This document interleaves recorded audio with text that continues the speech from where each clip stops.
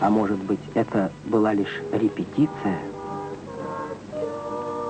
«Будет это непременно», — предвидел батюшка Серафим.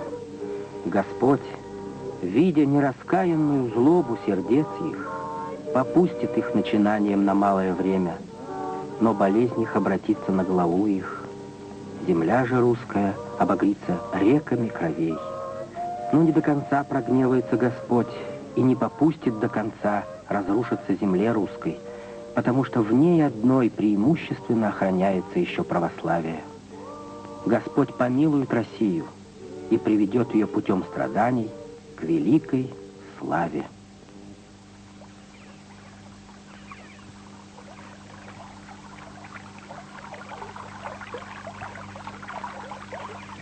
Саров уже многие десятилетия закрытая зона. Там создается страшное оружие. Но источник преподобного Серафима чудом остался на свободе между зоной и разоренным Дивеевским монастырем.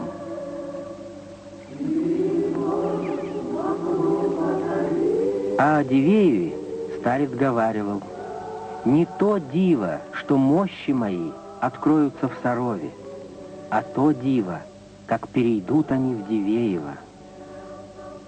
Ну, конечно, мы надеемся, что раз преподобный говорил, что все это сбудется. Это местечко, избранное Божьей Матерью себе в удел, 4-й, последний удел, на который она все благословения свои из прежних 3 уделов, сказала, перенесет, то и это название, видимо, не случайно из Дивеева.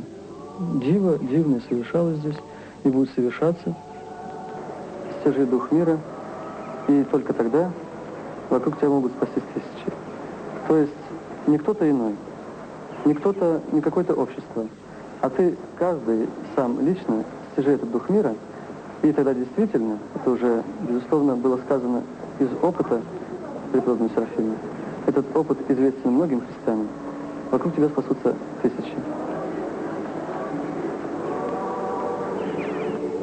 Затем он говорил о том, что монастырь будет вновь восстановлен, что это будет лавра женская, и не было еще такого случая, чтобы была бы где-нибудь женская лавра. И еще одно очень сильное, очень большое, важное пророчество преподобного Серафима, так называемая тайна Дивеевской обители, о том, что он воскреснет сам. Он так говорит. И вот тогда я открою здесь, Дивеево, всемирную проповедь покаяния. Впервые за долгие десятилетия дверь этого храма вновь открывается перед священником.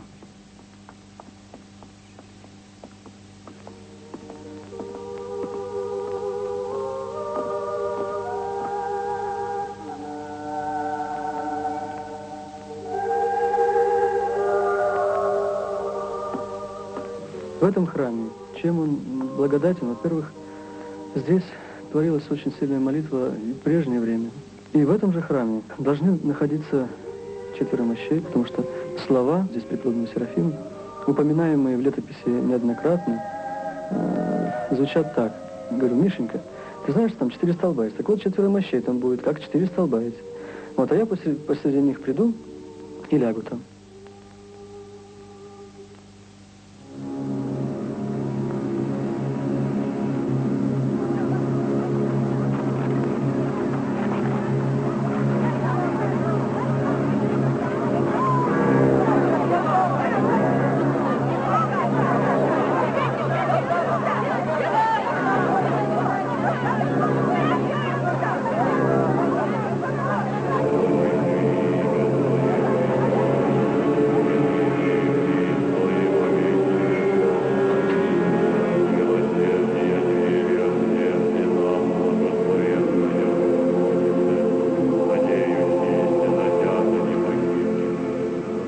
Только на поверхности событий в России было классовой битвой, но в глубине это была битва духовная, битва, какой не знала история.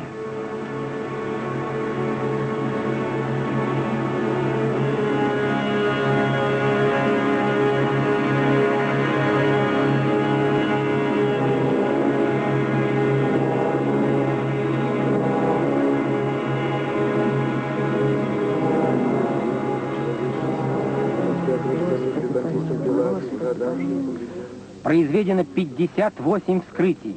Исполкомы при соответствующей агитации последовательно и планомерно проводят полную ликвидацию мощей, избегая при этом всякой нерешительности и половинчатости при проведении своих мероприятий. Из циркуляра нарком Юста.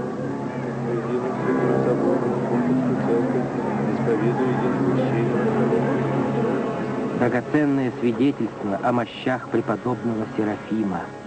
Кадры, которые нельзя переснять. Последние, много лет стоял у мощей Ермонах Махкелин. И когда уже перед закрытием Сарова, тамбовский аферист жил у нас в Дивееве, управлявший. Он его позвал и велел ему взять мощь и бежать с ними на Кавказ. Но он отказался. За это его отставили от мощей. И когда взяли мощи, он доходил до отчаяния. Он приходил, я помню, как он приходил к нам в корпус, что я вот никак не думал, что преподобный дастся. Я стоя много лет у мощей, я столько видел чудес, что я думал, что преподобный не дастся. До разгрома Сарова невероятным выглядело пророчество старца, что мощи его перейдут из Сарова в Дивеево. Недоумевали, как? Некоторые даже думали, что по воздуху. След мощей теряется. Пророчество его помнят очень немногие. Мир, казалось, обходится без Христа. В мире без Христа свидетельство о Христе. Вот конец 29-го года. Закрывали Данилов перед Новым годом. Я приехала в Москву, и в этой церкви были все, в эту ночь все взяты. 500 человек было взято в эту ночь в Москве. Из церкви были взяты, значит, 2 священника, 2 диакона и монахини, которая, вот моя подруга, которая управляла так. И мне тогда пришлось занять ее место. Я, конечно, не хотела и боялась, но получилось так, что я поехала в Данилов. Приезжая, там как раз владык Федор, вот последний настоятель Данилова монастыря. Он все время сидел. А это был какой-то момент, несколько часов, когда он был в Москве. Я как раз попал туда.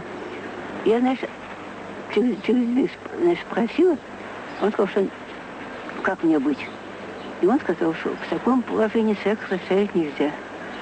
И мне пришлось, значит, остаться там служить. Я и плохо все знала, и здоровье у меня было плохое. Но это было за несколько дней до Рождества. Я помню, когда я пошла открывать церковь, у меня просто волосы поднимались. В этом ночь 500 человек было взято.